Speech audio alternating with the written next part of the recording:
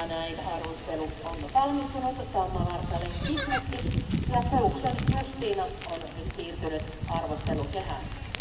Ennen kuin siirrytään Kuukson Justiinan tietoihin, niin luetaan arvostelu Tammavarsalin Kismetti.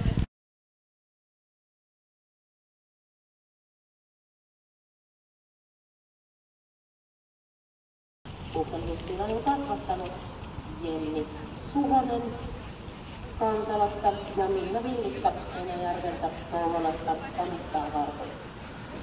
Varsan isä on rakkisuunnalle kantakirjattu Ori Säkkinievi, joka isä nimitään rakkisuunnan Orin Laskun Lepa.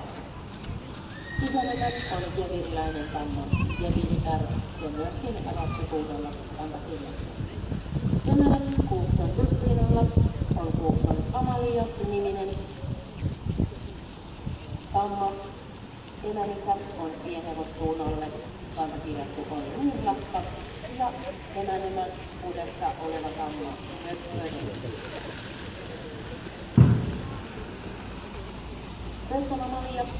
Kuukson Justiina on Kuukson Amalian ensimmäinen varsa, joten sisaruksia sillä ei vielä ole. Emänemällä jälkeläisiä on 2, Kuukson Amalian lisäksi 3-vuotias Ori Kuukson Aikaa.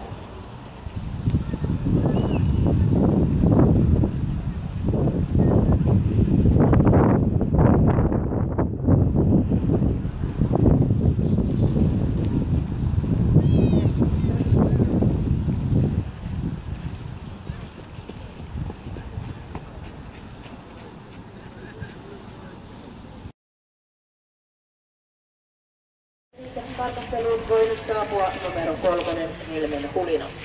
Mutta ensin siis arvosteluihin Kuukson Justiinan osalta. Tammavarsan arvosteltiin Raskun suunnalle. Kuukson Justiinan mitat ovat 153 säältä ja 152 lautasella.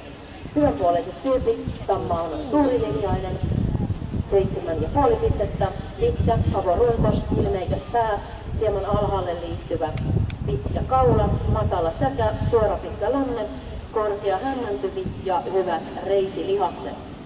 Rungosta pisteitä 7. Molemmat etujalat ovat ulkokierteiset, muutoin melko hyväasentoiset jalat ja jaloista 7,5 pistettä. Hyvät säännölliset kaviot, niistä 8,5. Tahdikas, verkkainen käynti, etujalkojen liike on ahdas, takajalkojen liike väljäkäynnissä, 7,5 pistettä. Ja pitkä, matala, melko verkkainen ravi, molempien etujalkojen liike meloo ja varsinkin vasen ravista 8 pistettä. Tammavartalla on huomioitu 2 mm yläpurentaa. Kouvolan valtakunnallisessa varsanäyttelyssä Tammavarsa Kuukson Justiina palkitaan puhtaalla toisella palkinnolla. Onnittelut omistajalle ja kiitokset esittäjälle.